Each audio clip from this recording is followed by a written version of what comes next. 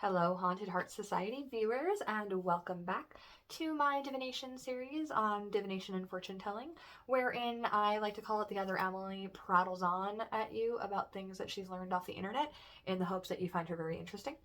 I wanted to be late night atmospheric filming Emily, but the lighting in my house is awful, so here we are with not tea in my cute little teapot and teacup.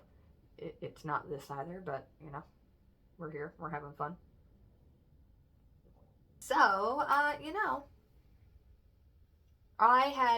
literally wrote an entire script. I wrote 2,000 words in this script. And the difficulty is that I have not yet found any kind of transcription app to allow me to read it on my screen while I'm still talking to you. And instead of just, reading to you off of my computer, I figured I will scan, give you the highlights of what I had written down, and then we will, as always, have a live demonstration featuring story time about the one and only time I remember having my palm read. And, my kind of thoughts and feelings on divination and fortune telling as a whole, which, after researching this one a little bit more, was kind of just hasn't fully shaken my belief that it is a thing that works, but it has further rendered my experiences. Well, you know what? Why don't we just get right into it and you can think for yourself. If you have ever attended a Renaissance fair or a psychics exhibition in the last kind of forever, you probably have been exposed to palmistry or palm reading. And before we go any further, I am going to remind us of two definitions. We have divination versus fortune telling. So divination, once again, is similar to fortune telling in the sense that both terms are used to mean trying to discern the unknowable, trying to know the unknowable. Divination is more religious, wherein it is a ritual practice that is used to essentially order the unorderable and discover things that we as humans cannot otherwise understand. Fortune telling, on the other hand, not intended, is still a form of divination wherein we are trying to order things that we do not understand and bring knowledge to the unknowable, but it is more individualized and based on a particular person's characteristics and their possibilities and outcomes.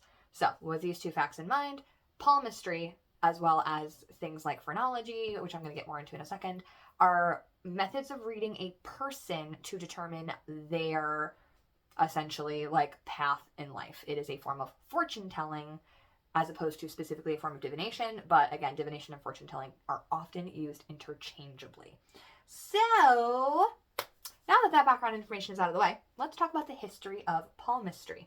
And palmistry, known as palm reading, chiromancy, chirology, and chirology spelled slightly differently, it's a form of fortune telling that looks at the shape of the hand, the fingers, how fleshy certain areas of your hands are, and the lines of the hand in order to glean knowledge about what your prospects are going to be, what your future is like, what your personality is. So I found that actually things I did not know, very interesting. We also have phrenology, which is the reading of the bumps on the skull, and physiognomy, which is face reading. So phrenology, physiognomy, reading the skull and contours of the head, and reading of the face. Phrenology and physiognomy, which we know are reading of the contours of the skull and reading of the features of the face, are both in the same vein as palmistry, wherein you are trying to glean information about an individual based on physical markers and traits. So we do know that it is a form of pseudoscience. Basically, it cannot be proven whether to be correct or true or not, but it makes use of a lot of fancy scientific sounding terminology and ideals that then could also be used for nefarious purposes. And when I get into my phrenology video, I will actually talk a little bit about how it was often used in racism, because you could, if you were a nefarious human, say that certain groups of people are inferior to other groups of people based on common characteristics seen in two different groups of people's skulls, which straight up happened. So it is a form of pseudoscience wherein, again, you take physical markers of a person and then assign characteristics to them, which could be used for good or for ill. So yeah, we're going to talk about that a little bit more in the phrenology video, like I said. So palmistry's roots grew out of Hindu astrology, and it actually found its start in ancient India, was then practiced in ancient China, Tibet, Persia, Mesopotamia, and Egypt. So this was very widespread. It also specifically was being mentioned as being used in Sumer, Babylonia, Arabia, Canaan, Persia, and Nepal, most of which are Mesopotamian states. So you have Mesopotamia as a whole, and then we had some specific states where it was mentioned as being used.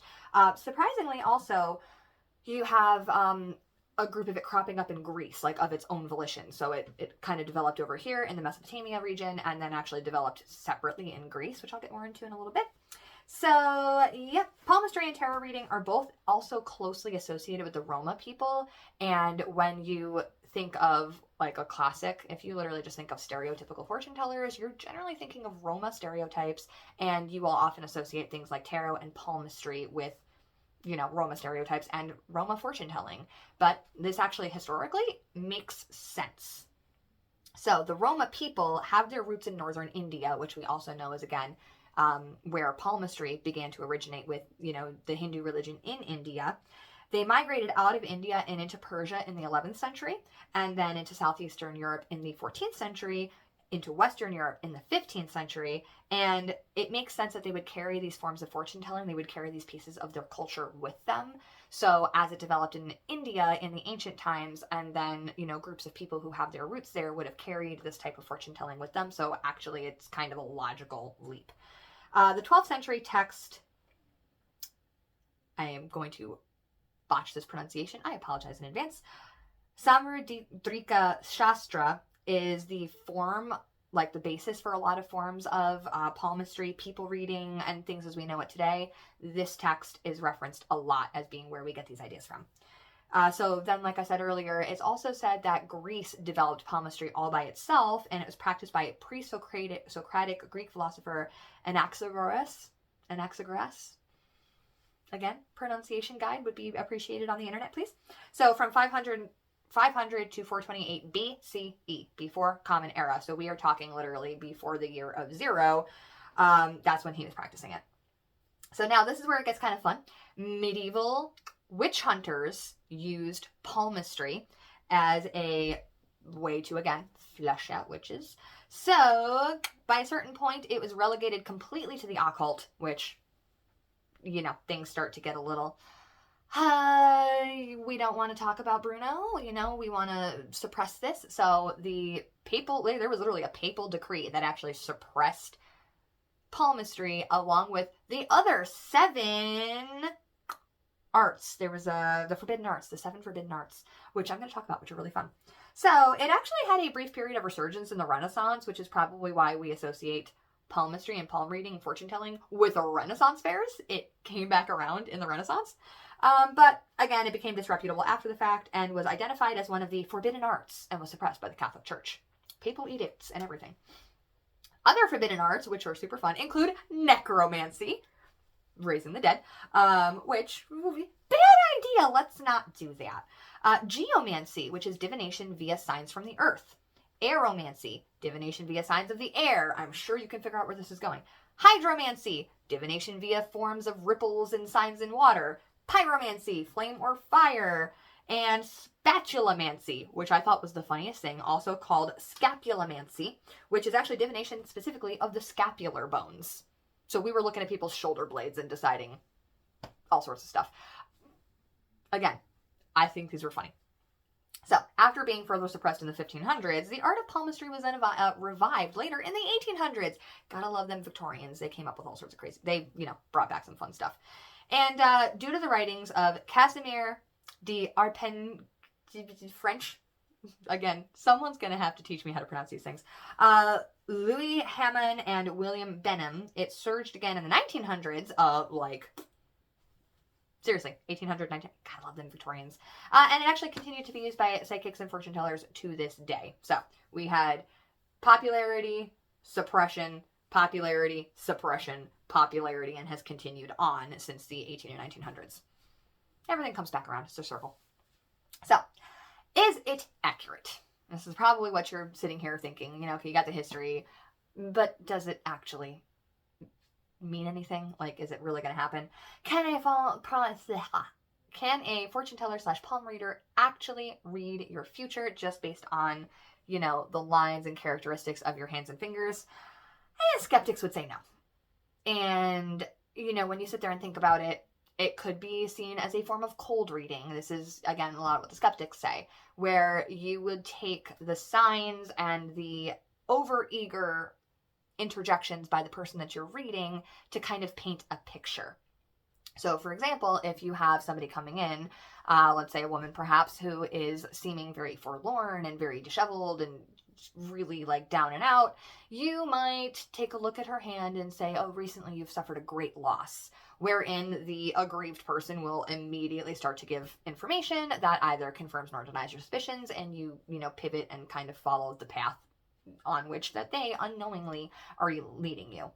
So again, skeptics would say it's really just cold reading. You are making educated and informed guesses based on the person in front of you and based on like what they spit out to you as you're talking to them. Others would say that no, like you have a very particularly defined set of lines. The traits of your hand, how fleshy these parts of your hand are, determine or reveal different parts of your personality. Whether this is just due to the fact that when you have a large group of people who display similar genetic markers and they have specific or common genetic predispositions, who's to say? So I can only base things on my own experiences, and I have had my palm read, and I have had like my fortune told by different people in various different ways, which, things have not come to pass. I'll talk more about that when we actually get to the, the practical portion of today's event.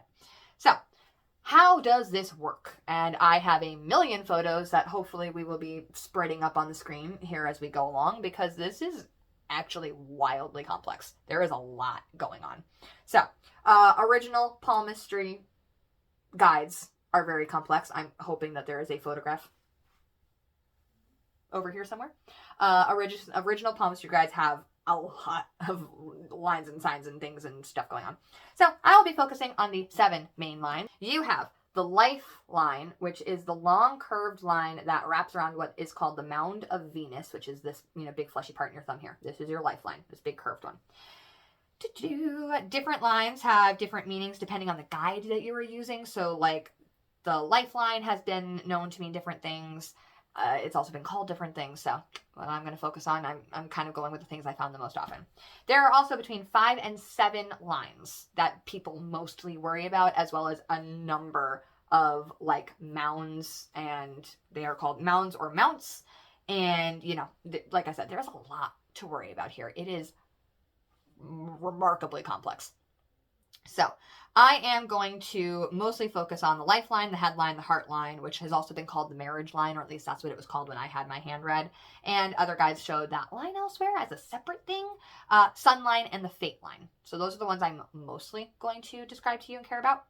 Now, as we already talked about, the lifeline is here. It is the curved line reaching around your hand. And it actually does not indicate a long or short life, but instead your stamina or your vitality, like your life force, and also your personal power. So think of it as an indicator of the strength of your life or your life force. The stronger, like more prominent and deeper your lifeline, the more robust, fulfilling, and resilient your life will supposedly be. A double lifeline may actually indicate protection in times of harm. So essentially you almost have like a shielded lifeline. And a short, shallow lifeline may mean weaker health and frequent needs to recharge oneself. So what you're really going to notice as I go through a lot of this, like a very strong, visible, deep line usually indicates like strength and positivity. A short, weak, or otherwise not very deep line will usually actually just indicate some form of weakness in that area. It's kind of obvious when you go about it that way.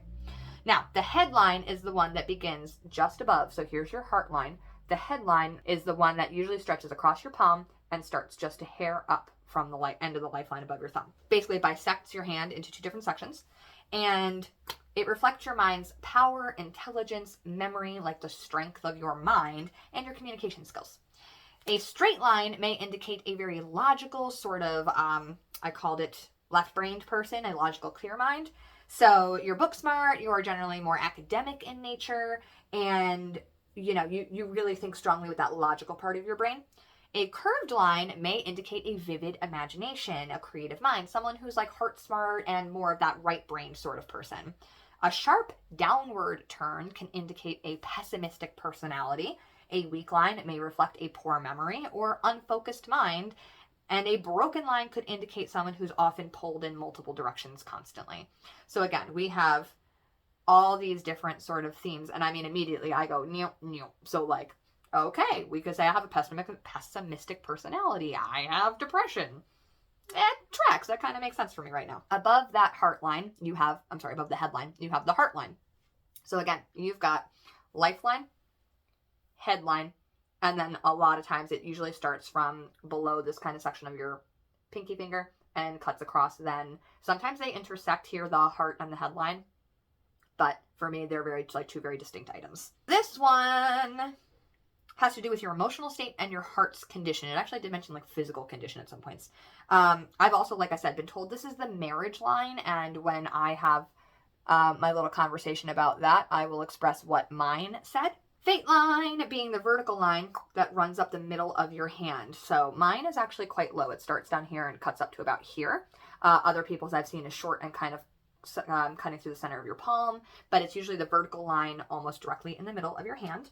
And it has to do with your career path, your achievements, external influences that impact your life, and how these things are going to like affect you. Clear and defined lines may have somebody or may indicate somebody with a very strong sense of purpose, while a faint or broken line, goodness gracious, may indicate a flexible approach to career choices. So if you have a very strong, firm line, you are like very driven, you know exactly what you want. And a fainter or more broken line could indicate that you're a little more not wishy-washy, but you kind of go with the flow. A deep line may infer strong external influences that will approach or, mess with your life. Or like a big life event that is like really karmically tied to your destiny. And no fate line could mean that you are not tied down by others' expectations. You literally just do what you want. Now, the sun line may not be present in every person.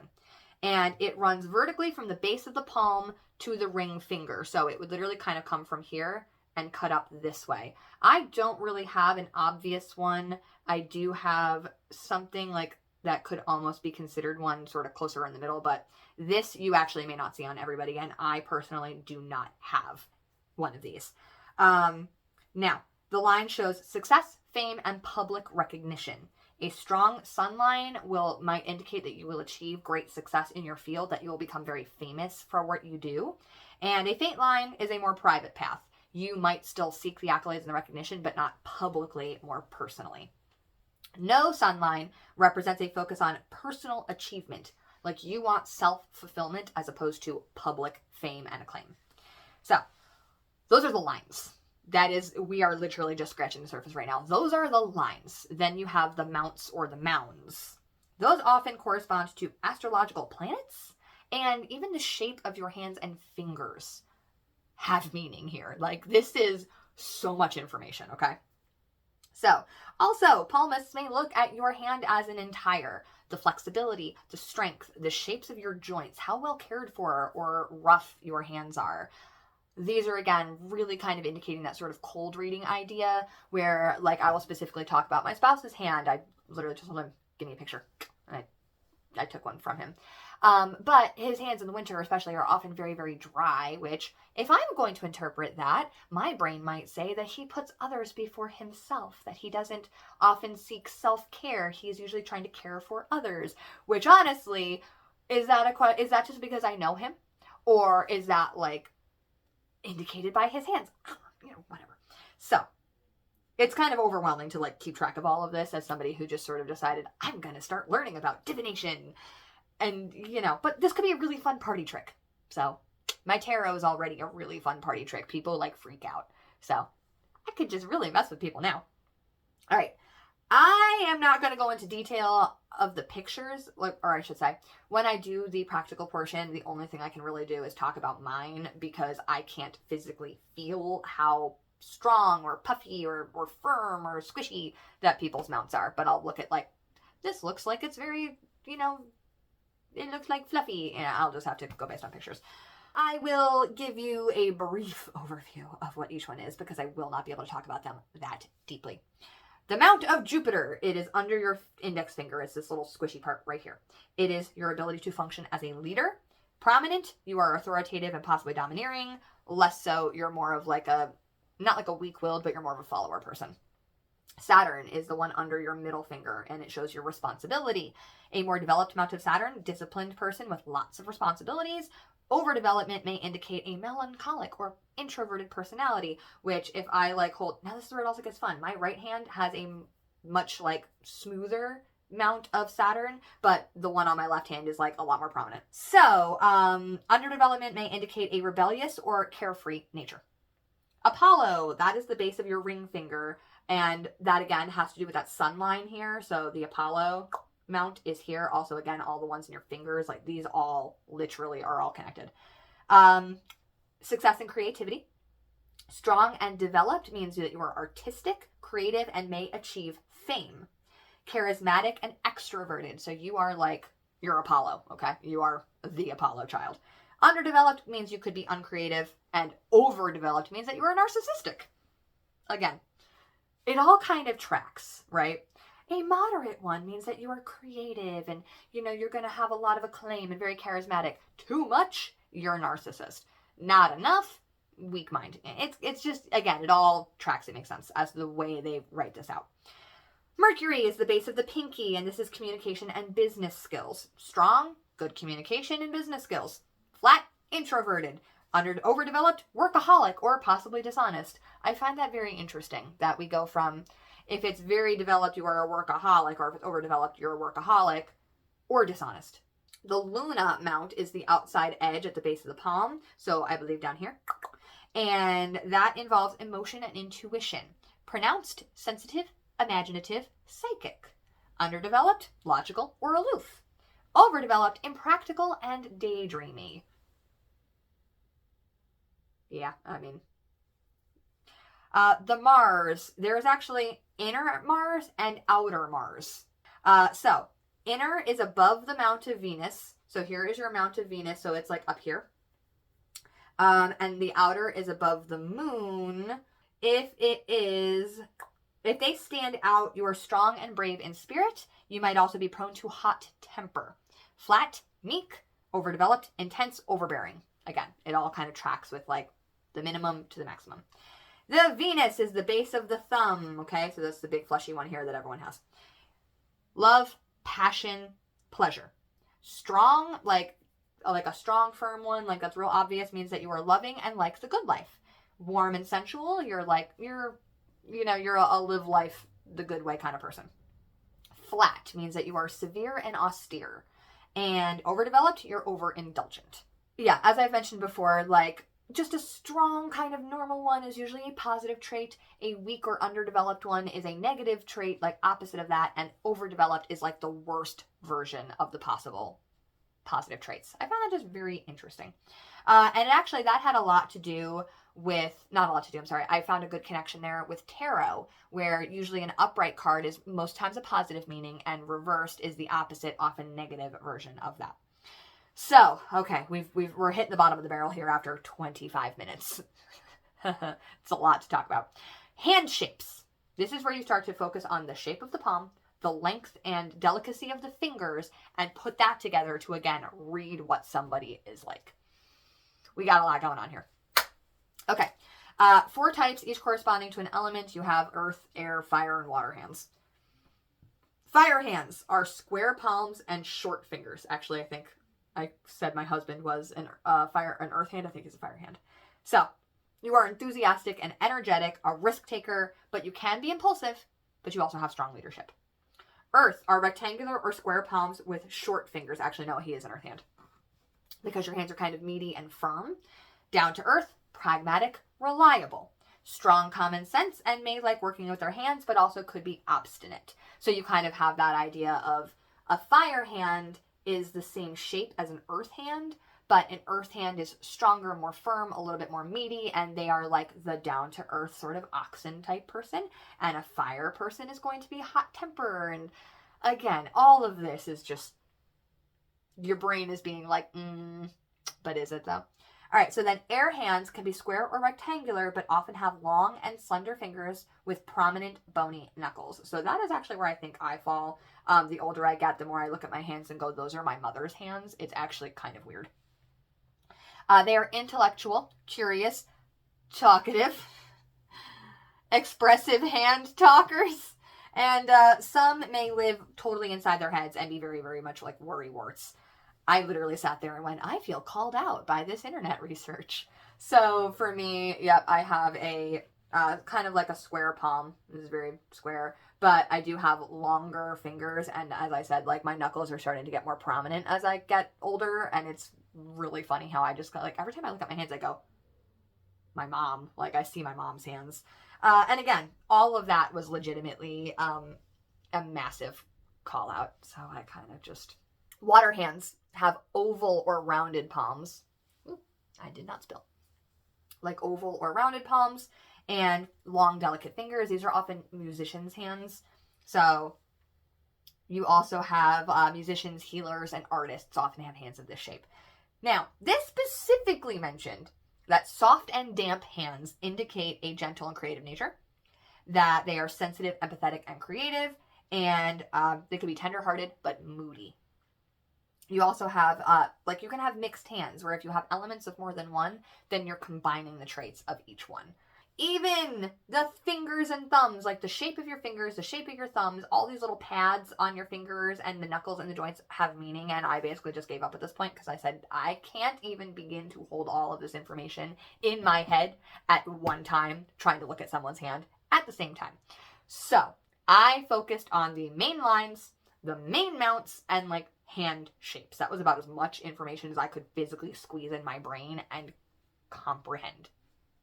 We have dominant versus non-dominant. I mentioned it earlier, but here's what that means. Your dominant hand is what and how you are doing. Okay? This is literally like your present, what and how you are doing. Your non-dominant hand is supposed to indicate the traits that you were born with. So this is basically like what you started with and how you are using it. Sorry, this is my left and this is my right. What you started with, how you are using. And for the purposes of this tutorial, I have asked the society to send me their dominant hand. I had my palm read by one of the, fortune tellers at the Renaissance Fair, which I had been going to my entire life, but I had never actually had my fortune done before. So, one of the things I remember the most, and this is like the thing that stuck with me, is that I had, so like I said, this was called the marriage line when it was done for me. I will probably put a picture up of, oh yeah, there you go, you can see it now. So, top line, and you can see a gentle two forks, one going up here and one just kind of very gently branching off here. So, I was told that this meant I would have two marriages or two, like, relationships in my life. One very short that would end in either, if I remember correctly, death or divorce. So one specifically that was going to, like, end brutally, and then one much longer one that would last me basically the rest of my time on this earth. So, as we can probably imagine, I have only been married once. My first husband is still quite alive. I have not aquatofanoed him yet. So, I don't intend for this to be a short and brutally ending relationship. So, that one is something that has not come to pass. I've also had people tell me that I was going to have, like, they saw me in the future with very, very long hair, which that is in fact come to pass, clipped up, and this is, I remember these details, clipped up in a, like, cool Celtic knot barrette, driving a minivan with my two curly-haired sons to soccer practice. That is also absolutely not happening. So, whether that's because we grow and change as we get older, and again, like, this is what you are and how you're doing, this is what you were born with. Again, I don't really know. I've also had a psychic tell me that I was going to marry somebody that I knew at the time, and that was, again, in, like, mid to late high school. I definitely did not marry somebody that I knew in high school. So, all of this is completely based on pseudoscience and, speculation. So the first thing I am going to do, I am looking at one. Oh, you know what? Maybe this might be fun. If I don't tell you until the end, maybe you guess along the way. Okay, so the hand I'm looking at has a, rectangular, like a long, delicate rectangular palm with long, delicate fingers. I would call this personally either an air or a water hand because it is not very rectangular. It's got more curved edges. Again, I'm hoping that we're looking at a picture of this on the screen somewhere. So we know that this person is creative, artistically or musically talented. I'm going to come back to here. Sensitive, empathetic, creative. So somebody that has a, very, like a kind of personality that you want to be around. So we are going to, that is the suggestion I'm going to make about this person from their hand shape. I'm going to kind of move my way up backwards because that's where my notes are. And then the other ones I might do we might swing back and forth. So the Mount of Venus is not really super present on this person's hand. It is there, but it's not like overly curved. So I'm going to say we're somewhere in the middle. You are like a person who cares about others, but you're not like overly, seeking out the indulgences of life. But I also wouldn't say this person is extremely severe and austere. Like it's not, there's no Mount of Venus there. It's there. So having like the balance of both an indulgent, wish for an indulgent lifestyle or a severe lifestyle, you're just looking to be middle. You don't really want anything too horribly fancy, but you also don't want like the minimalist life. Okay. Then we are looking at the, like I said, the moon or the Mars ones are a little hard for me to figure out. Again, not too terribly much, like, lumping going on in the hand, but not necessarily meek. I'd say, again, just a kind of middle of the road person. You are, you have a good, strong spirit. You're not going to let, people you're not going to take things laying down, but you're not going to like rock the boat either. Okay, so the outside edge of the palm, emotion and intuition. This person definitely has, like, again, I can tell that there is something there, but it's not like massively overdefined. So they do have a good imagination. They are, sensitive, could be also still very logical at the same time. So you're like a good blend of being creative and imaginative, but also you have the logic to back up, like, I don't know where I'm looking right now. You have the logic to back up your ideas without getting too off into dreamland, but also you're not like extremely in touch with your emotions. Okie dokie. So the Mercury, base of the pinky, again, we're not like really sticking out. So we have what looks like, a pad, but not aggressively so. So I definitely would say, other one. Maybe we're closer on the introversion side than the extroverted side, but can still communicate and can still like, run things. We also have the base of the ring finger here. I'm wondering, the mounts are really hard to kind of read. I might have to like get a look at this person in person and make a better judgment here. Because again, you can't really, I actually have almost no lump in my mount of Apollo here. And it looks very much the same where you get a divot. So we are looking at it's interesting because it says like uncreative, but it's like, I know this person. That's not true of them. So maybe the mounts are a little hard to read off of pictures. So here we go. We also have the Mount of Jupiter, ability to dictate as a leader. And this one actually, even on the picture, you can still kind of see some definition there. So has leadership tendencies, maybe not like going to be the one who steps up and immediately starts dictating what everyone is going to do, but definitely has leadership tendencies. We also have the responsibility one, the Saturn under here. More developed, disciplined person with many responsibilities. And again, it is difficult to tell from pictures, but it does not look terribly overdeveloped. But okay, so now we are going to go back and look at the lines. We do have obvious but not completely wrapping around the thumb lifeline. We actually have a section at the top of the palm, and then another section down towards the bottom. So we have a broken lifeline. Now, a vitality, personal power, strength of your life.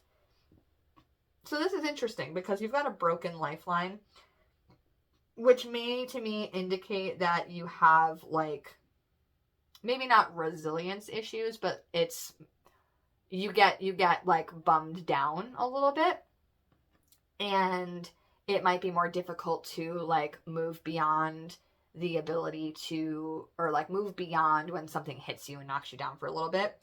But the line is clear, it is obvious, which to me indicates like good life force, strongness, even if it might be more difficult to come back from when, you know, you're getting knocked over. The headline. The headline here is very clear and very smooth. So it kind of just has a gentle but not sharp curve and kind of just goes right from here to here. So this definitely to me involves like intelligence, memory, like good, strong, clear mind. We do not see like a super curve, but it is gently curved, which again indicates imagination, indicates someone who has like good creativity, heart smart, you know, a little bit right-brained. It's not like perfectly straight. It does have a gentle curve to it, but it's not a sharp downward curve. So we're not necessarily indicating a pessimistic personality. And again, we're not really a weak line. We're not seeing a poor memory. We are seeing like good, strong mind, creativity, you know, creative lilt. So then we get into the heart line, which this one does not have a fork. It is curving around and curving like very generously up. So, emotional state and heart's condition. Now this one is interesting because again, emotional state and heart's condition could mean a lot of things. I see a good, clear, strong heart line with a strong upward curve, which to me indicates, again, like a good state of emotional being, someone who has a strong heart, whether that means that they are like strong in their emotions or, you know, really sure of what's going on with them. But the upward curve does not actually, it's not listed. I would say, you know, things getting better in the future. This one doesn't have a lot of info on it, but fate line also very strong, very defined and clear, and has branches on the bottom. So I'm going to go with that actually means that your fate could branch out in multiple directions depending on what you choose, but also possibly that your fate can be pulled in multiple directions and you have the opportunity to pursue many different things. So again, clear sense of purpose. So we do see what's indicated as being like a clear sense of purpose. And it does say faint or broken line. So it's not broken, but it is branched. So I think having flexibility in what you can do is more what I would say for this one. We also have the sun line, which I do not see in this person's hand. So, did you guess? Is it, your three guesses are, is it Sam? Is it Emily SW? Or is it my spouse? Could be really fun to kind of decipher this later. All right, so that is all for this first human. The second human upcoming here. Come on, load the picture. Thank you. This second human has, this second human also has the sun line here. Okay, so this person definitely has a like larger, nice, strong, rectangular sort of palm with shorter fingers. So we're going to come back to my little notes down here about the hand shapes. Square palms and short. So earth hands do say here rectangular or square palms with short fingers. Down to earth, pragmatic and reliable. Strong common sense, could be obstinate. We also have fire hands. I would not call this a square palm. I would call this more of a rectangular palm. So this may be an earth person, which means that they are reliable, strong, and likes to work with their hands, can be a little bit stubborn. A person who, you know, can be a little more down to earth than some of us sort of imagination, brain, skull people. All right, so I'm going to start with the lines on this one just for fun. All right, so this person has a double lifeline. So there is a shorter one on the inside and a longer one wrapping around the palm, or wrapping around the base of the thumb. And so we're going to go with, we've got our little layer of protection there. Somebody who can take a lot of hits before anything happens. They do have a very clear, smooth lifeline. So I'm going to say a lot of stamina, a lot of vitality. Someone who feels is strong within their person. Then we are talking, again, it's clear. I wouldn't say it's particularly deep, but it's clear. It is very obvious. So again, the stronger and deeper your lifeline is, the more robust, fulfilling, and resilient your life will be. I do think this person has some good resilience because there is that kind of extra layer of protection there. So maybe that is from a stronger personality or a stronger heart to keep you, safe. The headline, this one's cool. This one, again, is very firm and very defined and has this upward lump in it. I'm wondering if there's a picture here somewhere. So we are talking, again, a strong, clear memory, decent mind here, intelligent, communicative, somebody who can hold a really good conversation. And I am definitely, we're not seeing a perfectly straight. We're seeing straight with this cool curve. So I think this person might be a good balance of left and right brained, where they are able to be logical when they need to be and then creative and artistic when they need to be. So I find that really cool. I don't see a sharp downward turn. I actually see again an upward leap and then back to a kind of straight. So this person is optimistic. This person has a strong happiness meter, maybe not be prone to bouts of melancholia as we would call it in the olden days, but instead is pretty solid. I would not call this line broken or branched. So that's neat. All right, the heart line. Again, we have a very defined, clear line branching right up. This person actually also has a little branch like me.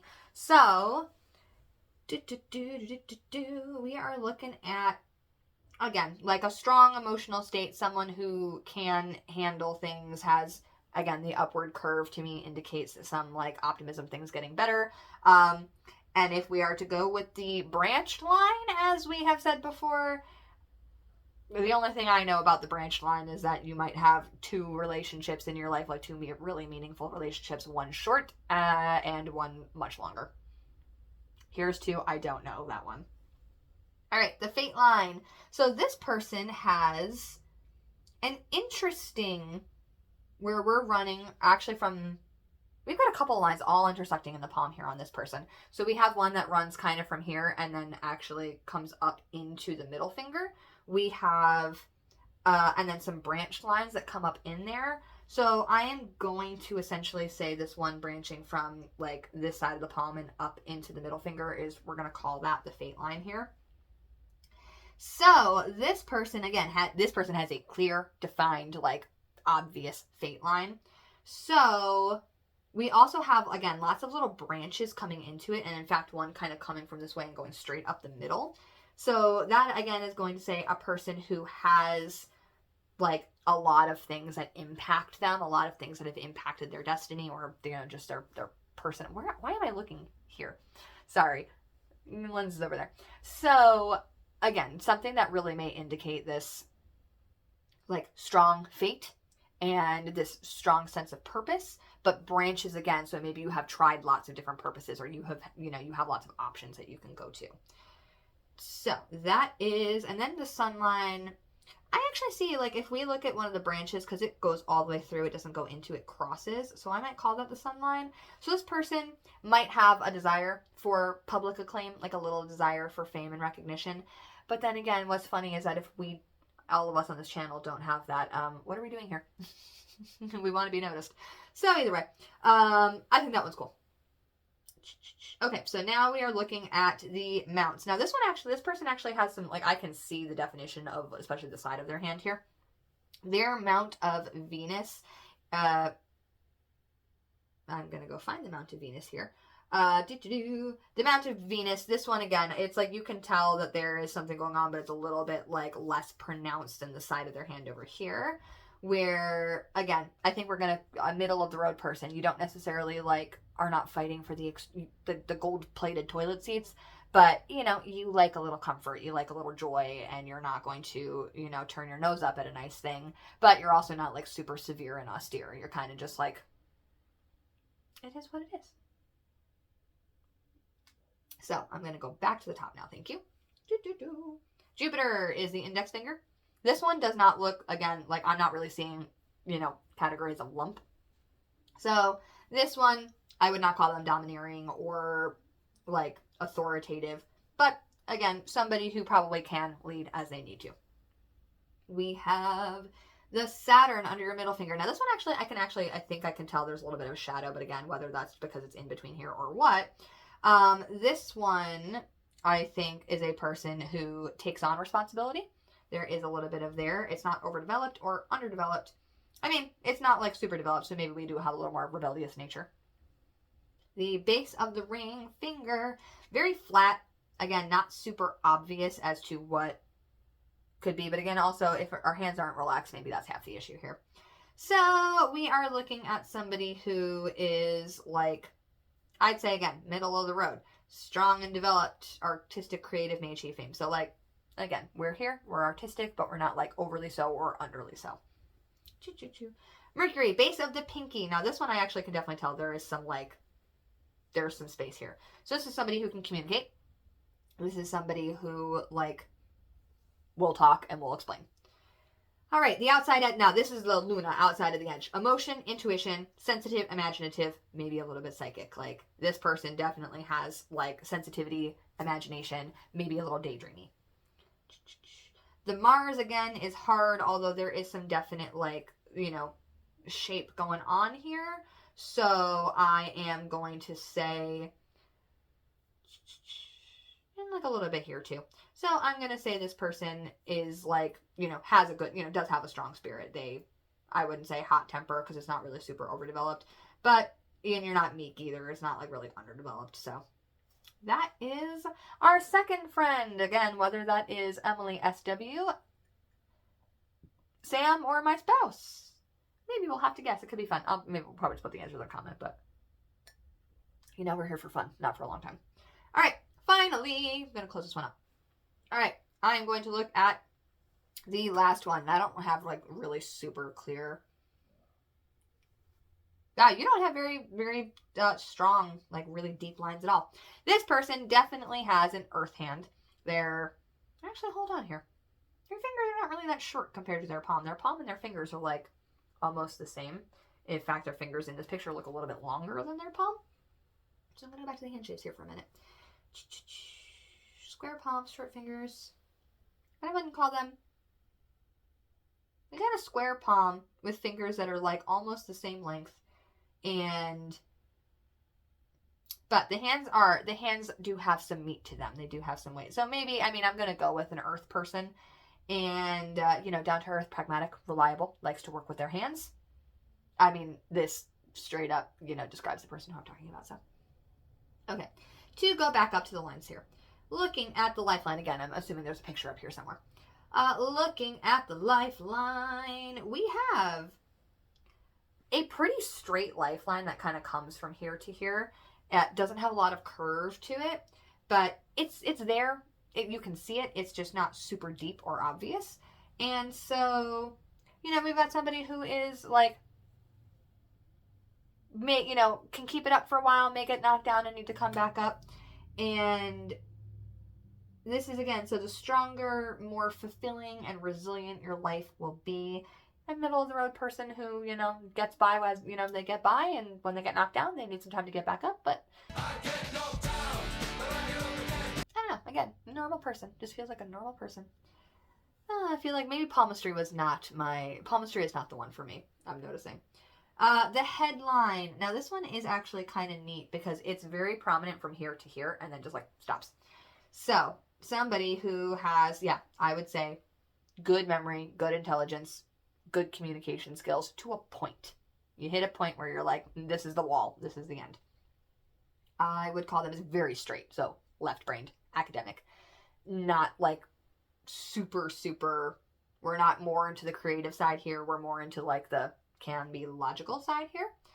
And I'm not seeing like curvature. It's basically just there's like the barest hint of curve kind of going diagonal down. So I would say this person is more left-brained. And I don't see them pulled in multiple directions. It's just one very complete line. All right, then we have the heart line. Now, this one on this person is very interesting. So the headline goes, and then the heart line just kind of comes up here. Again, very straight. It is not extremely deep, but it's there. So, I'd say this person is a one-person human. They find their person, and then they just stick with their person. It's like, that's it. You find your person, you stick with your person. Okay, now the fate line on this person is almost invisible. There is just a bare slash kind of cutting right through the headline there. So I would say this person is actually probably very flexible in their approach to career choices, which again, what I know of this person makes a lot of sense. You know, you go in one direction, you go in a completely different direction, and allow the path to kind of take you as it will. So this actually makes a lot of sense for this person. Then we've got the sun line, which I do not see a sun line on this person. So next. Okay. Mount of Jupiter, ability to function as a leader. And this is under the middle finger, which I'm not seeing a really super strong one, but funny enough, I'm definitely getting a shadow under the base of the index finger.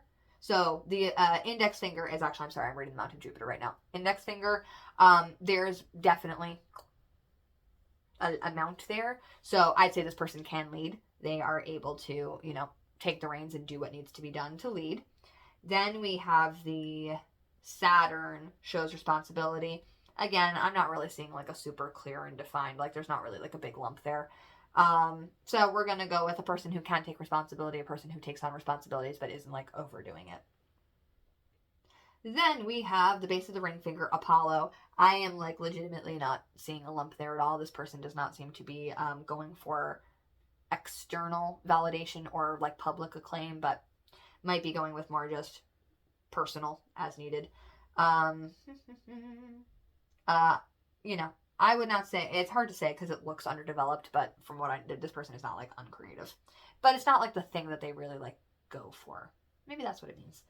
All right, then we're looking at the base of the pinky, communication. I'm not seeing any like really legitimate kind of sticking out of it here. It's not like an obvious lump.